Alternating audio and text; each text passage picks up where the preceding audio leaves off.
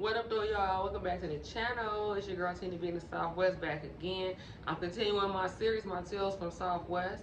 And on this episode, I'm talking about dirty cops and probation officers.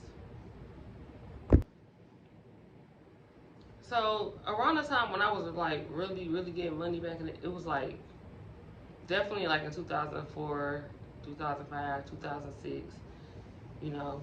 And after that, it had slowed down, you know, because I had got in trouble or whatnot, whatever. But my block, the 3300 block, when I tell y'all our whole block was a spot, that's what I mean. Like, cars come driving down the street and dudes just be running up on cars, like, you good, you straight, straight. Like, that's what type of action was going on in our block. It was crazy. Like, I never had to do that because I always had my phone. I always had my people call my phone, but that's how much money was out there. Like, it was plentiful at that time. You know what I'm saying? So at that time, you know, we had some police that were, they would go above and beyond. They was trying to get their piece of the pie too, you know. So in our neighborhood, you know, we had two partners that were known. And I know their names. I don't even want to say their names, y'all. You know what I'm saying? But it was two of them. One of them was light skinned, one of them dark skinned. They were narcotic officers, and they were known. These officers were known for the way they used to stop and frisk, because their stop and frisk wasn't the regular stop and frisk.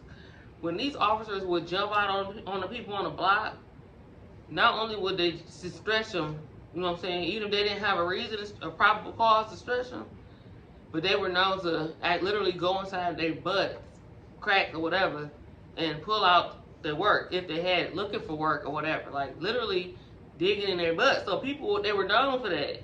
And it was crazy. Like, I would hear guys talk about how, yeah, they went in my butt. I'm like, what? Like, this is crazy. It's really crazy that was going on. But yeah, you know, and so these particular couple of the officers, you know what I'm saying, I'm gonna tell you what happened with me. It was these same two officers, and like I said, I'm not gonna say their name, y'all, you know what I'm saying, but anyways, I was outside, you know, messed up, you know what I'm saying, I mean, drunk, high, whatever, like, in my car, asleep, really. I should have been in the house, but yeah, I was on the block. It was like 3 in the morning in front of our people's house, and I was asleep. When I woke up, they were in my car. Will and Troy was in. Oh, damn, I didn't want to say their name, but oh well, yeah. Those two officers was in my car, and they were literally like going through all my stuff. Like, they was all in my purse. Like, they were searching everywhere. They were doing everything, and it was crazy because I was literally just sitting there. Like, it wasn't like they saw me doing anything wrong or anything. I literally was just in the car asleep, and they did all that, and it was crazy. And my people ended up coming outside like, hey, what's going on? What's up? And they were like, no, she was out here asleep. She better be lucky it was us and not one of these niggas. And basically, they didn't find anything because I was out, you know what I'm saying, I was all out there, you know. And then they left. But it was just crazy how they could just jump in your car, or you snatch your door open, and just go through all your stuff because you sleep in the car. It's just like, that is crazy. But that's what happened. That's what they did. So that was my encounter with them. And actually, I heard that they lost their rank. Like, I don't know what happened, but they went from narcotics to traffic cops. So yeah, you know what I'm saying. They got their ranks or whatever. Now the second story, y'all, is really like insane, for real. This is talking about the probation officers. So at this time, I was on probation, and you know, I was chilling at my house. Like, I really was chilling. Like, I had, you know, somebody over there that used to help clean for me and stuff like that. And yeah, they used to get high and stuff. And so, but you know, whatever. They still, you know, the person was still my friend. You know what I'm saying? I don't judge like that. They used to do work for me and stuff. And so one particular day, night, they were at my house. It was about 8 or 9 o'clock at night.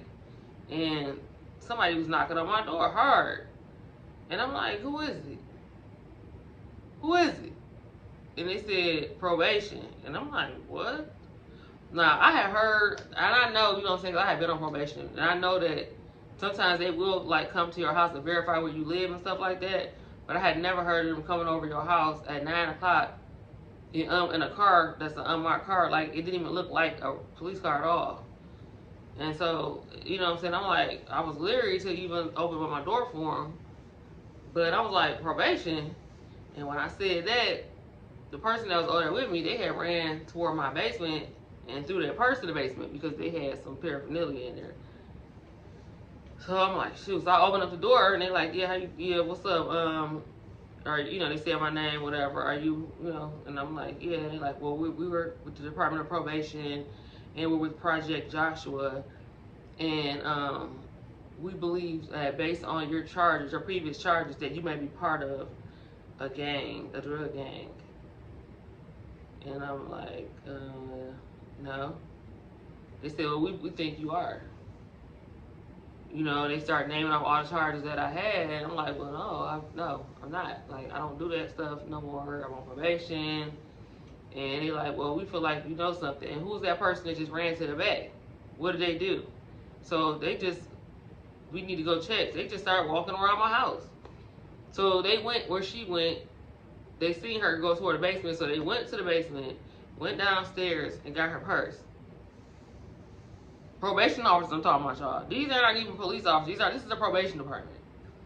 Went and got her purse, came back upstairs with her purse and said, and she had a pipe in there that she smoked.